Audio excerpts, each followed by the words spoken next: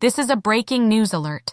I'm Amelia Scott with the Reality Brief, and we are covering a dramatic escalation in the Iran-Israel war that has now entered its 7th day. President Donald Trump has publicly demanded Iran's unconditional surrender, declaring that the country has been demolished and must now capitulate or face indefinite bombardment. This unprecedented ultimatum comes as the death toll surpasses 1,332 people across Iran and Lebanon, with oil prices hitting $91 per barrel for the first time since October 2023. Iran's foreign minister has categorically rejected Trump's demand, stating there will be no request for a ceasefire, and warning that Iran is prepared for a potential U.S. ground invasion. Israel claims to have achieved near-complete air superiority after launching 2,500 airstrikes in just 1 week, destroying 80% of Iran's air defense systems.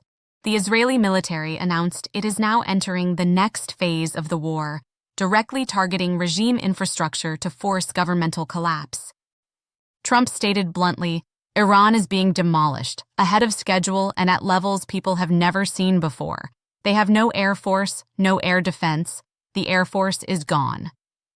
This is no longer just military conflict. This is an explicit demand for regime change backed by the most intensive bombing campaign in modern warfare history. Let me break down what's happened in the past 24 hours. The humanitarian catastrophe is accelerating. According to Iranian state media and the Iranian Red Crescent Society, at least 1,332 people have been confirmed dead across Iran since Saturday. More than 6,000 are wounded. UNICEF issued a statement on Friday confirming that at least 181 of the dead are children. Think about that number, 181 children killed in 7 days. Among the most devastating incidents was an overnight strike on an elementary school in Tehran's Nilufar Square. Iran's foreign ministry posted footage showing destroyed classrooms, shattered desks, and children's backpacks scattered among rubble. This follows the Minab school attack on day 1 that killed 165 schoolgirls. The New York Times has now confirmed through forensic analysis that this attack was carried out by the United States, not Israel as initially claimed. The World Health Organization reports that 13 Iranian health facilities have been struck during the war, violating international humanitarian law. The Gandhi Hospital in Tehran sustained severe damage, forcing the evacuation of critical patients. Tehran experienced its heaviest bombardment yet overnight. An Al Jazeera correspondent in the Iranian capital described enormous explosions, fighter jets overhead, and shockwaves that shook buildings across the city. Residential areas, car parks, petrol stations, and university campuses were all hit. In Lebanon, the Ministry of Health now reports 123 people killed and more than 600 wounded since Israel launched its ground invasion on Monday. The death toll has jumped dramatically in the past 48 hours as Israeli strikes intensified across Beirut's southern suburbs. Israeli forces issued urgent evacuation orders for all of Dahiyeh, Hezbollah's stronghold in southern Beirut. Roads were gridlocked on Thursday as families fled carrying children and whatever belongings they could manage. More than 95,000 people have been displaced in Lebanon in just 1 week. 3 paramedics were killed in Lebanon on Thursday while responding to Israeli strikes. The Lebanese Red Cross confirmed the deaths and demanded protection for medical personnel. In Israel, 11 people have been killed from Iranian retaliatory missile strikes, most in Beit Shemesh. 8 Israeli soldiers were wounded by Hezbollah fire on Friday.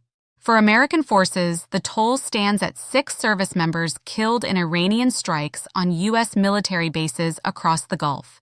That's 1,132 confirmed dead in Iran, 123 in Lebanon, 11 in Israel, 6 Americans, and at least 3 more killed across Gulf states. Over 1,475 people dead in 7 days.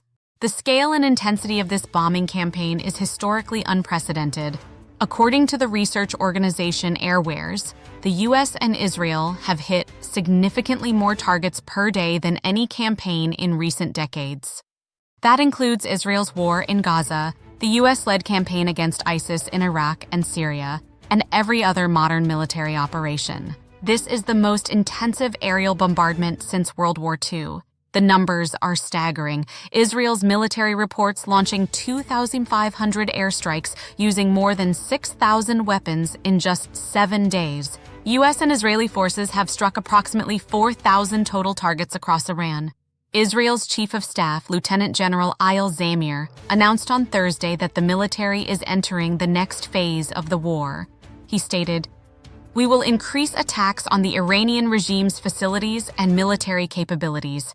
This phase will focus on undermining the Iranian regime." That's explicit regime change language.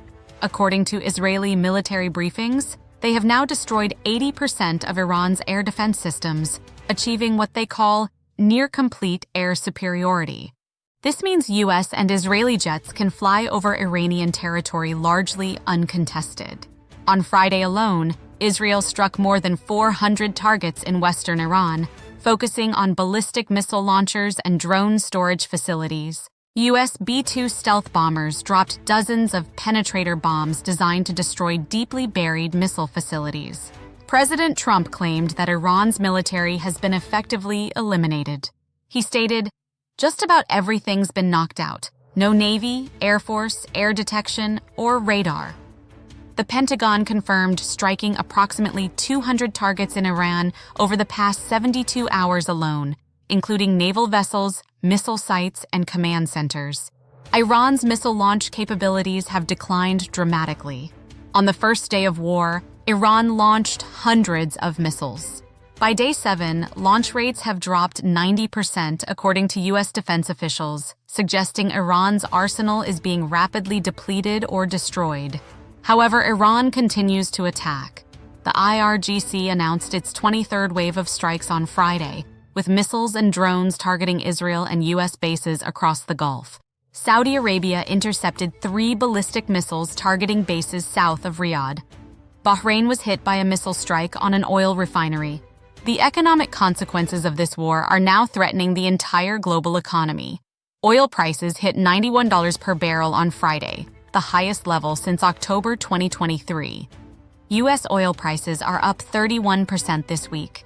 Brent crude, the international benchmark, is up 24%. Analysts warn we could see $100 per barrel oil within days if the Strait of Hormuz remains effectively closed. And it is closed. Despite technically remaining open water, virtually no commercial shipping is transiting the strait. Shipping giant Maersk became the second major company to suspend all Middle East operations this week, citing unacceptable risks. Over 300 oil tankers are currently anchored outside the strait, unable or unwilling to pass through Iranian-controlled waters. Iran has threatened to set any passing ship ablaze. The immediate result: oil storage tanks across the Gulf are filling up because exports have stopped. According to energy analysts, there is a growing risk that oil production itself will have to halt because there's nowhere to store the crude. Natural gas prices remain elevated, up nearly 40% in Asia and 50% in Europe since the war began. Qatar, one of the world's largest LNG exporters, continues to operate at reduced capacity after Iranian strikes damaged facilities. The economic ripple effects extend far beyond energy. President Trump announced on Thursday that the U.S. Development Finance Corporation would provide war risk insurance for ships willing to transit the Strait of Hormuz. However, analysts at J.P. Morgan say this plan likely won't work. J.P. Morgan noted that the DFC doesn't have the capacity to insure the 300-plus tankers currently stranded, and it typically takes 6 to 9 months to approve new insurance applications. The shipping crisis will continue. The Center for Strategic and International Studies released estimates on Thursday showing the first 100 hours of Operation Epic Fury cost $3.7 billion, or approximately $891 million per day. Most critically, $3.5 billion of this cost has not been budgeted for by Congress. As the war continues indefinitely, these costs will mount into tens of billions of dollars, all unfunded. While the world focuses on Iran, a parallel humanitarian catastrophe is unfolding in Lebanon. Israel's ground invasion of southern Lebanon has now displaced more than 95,000 people in just 1 week. On Thursday, Israel issued what it described as an urgent evacuation warning for all residents of Dahiyeh, the southern suburbs of Beirut. This is home to hundreds of thousands of people, primarily Shia Muslims, who support Hezbollah. The evacuation order triggered mass panic. Highways leading north toward Sidon and Beirut were gridlocked for hours. Families carried children, elderly relatives, and whatever possessions they could grab. Many had fled similar evacuations in 2006 during the last major Israel-Hezbollah war. Ahmad Zaino, a resident of the border town of Blida, told reporters his family spent 12 hours trying to reach Sidon. When they arrived, every apartment was taken. Landlords were demanding $2,500 per month for small units, prices most displaced families cannot afford. Israel's strikes on Beirut have been devastating. On Thursday night, massive explosions pounded Dahiyeh, with Al Jazeera journalists describing the bombardment as some of the most intense yet seen in this conflict. Israel claims it is targeting Hezbollah infrastructure, but Lebanese officials say residential buildings, schools, and civilian infrastructure are being destroyed. The Israeli military confirmed killing a Hezbollah commander, Zaid Ali Jumah, described as a senior figure in rocket and drone operations. Israel also killed a Hamas commander near Tripoli in northern Lebanon, marking the first Israeli strike in that area since the war began. Hezbollah has responded with rocket attacks on northern Israel. 8 Israeli soldiers were wounded by Hezbollah fire on Friday. The group declared that the era of patience has ended and vowed escalating retaliation. The Lebanese army has withdrawn from several forward positions along the border to avoid direct confrontation with Israeli forces. Lebanon's military is far weaker than Israel's and cannot defend the country against a full-scale invasion. Lebanese officials are preparing for the possibility that Israel will push deep into southern Lebanon, potentially establishing a large occupation zone similar to what Israel maintained from 1982 to 2000. Beyond Lebanon, Iranian drone attacks have spread to Azerbaijan. Videos verified by NBC News show an explosion near Nakhchivan Airport in Azerbaijan on Friday. 2 people were injured when Iranian drones crossed the border and struck the airport and a nearby school. Azerbaijan lodged an official protest and warned it may take appropriate response measures. The war is expanding geographically faster than anyone predicted. While President Trump demands unconditional surrender, Iran has categorically rejected any negotiations with the United States. Iran's Foreign Minister Abbas Araghchi told NBC News in an interview, "There is no request for a ceasefire. Iran has not asked for negotiations." He warned that Iran is prepared for the possibility of a U.S. ground invasion. Iranian President Masoud Pezeshkian stated on Friday, "Let's be clear, we are committed to lasting peace in the region, yet we have no hesitation in defending our nation's dignity and sovereignty. Mediation should address those who underestimated the Iranian people and ignited this conflict." In other words, Iran is blaming the U.S. and Israel for starting this war and says they should be the targets of mediation efforts, not Iran. On Thursday, thousands gathered in Tehran after Friday prayers for a pro-government rally decrying the U.S.-Israeli bombing campaign. While these attendees are typically religious hardliners, the rally demonstrates the Iranian government can still mobilize significant public support despite being under devastating attack. Politically in the United States, opposition to the war is growing.